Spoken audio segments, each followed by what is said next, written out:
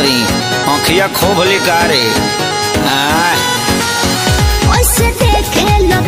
आँख फाड़ के अपना आँखी से चश्मा उतार के तुम टच में डियर तुम पिए हो बियर मत डालो ये गंदी नजर चढ़ता दहार ढहेलो कहर तेही उमरिया में भइलो जर चढ़ता लहर ढहेलो कहर तेही उमरिया में भइलो जर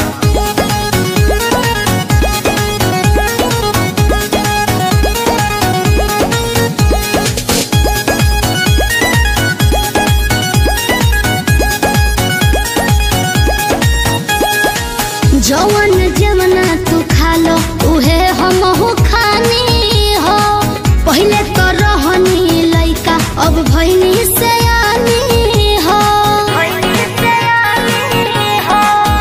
ए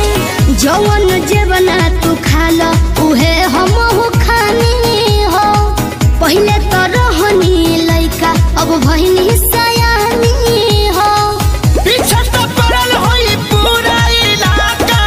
लेकिन तू डाले दी हो हमर कदाका हमके लागे बड़ी डर कुछ हो जाए अगर पापा छोड़ी है न कवनो कसर चढ़ता दहार ढहेलो कहर तेही उमरिया में भइलो जर चढ़ता